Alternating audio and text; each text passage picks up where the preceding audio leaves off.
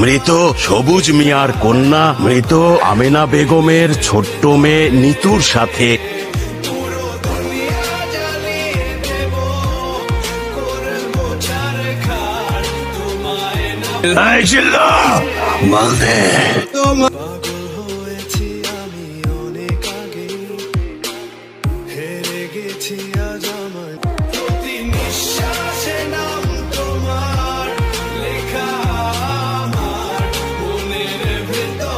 আমি কোনোদিন কোনো মেয়ে না কোনো স্বপ্ন দেখে নাই।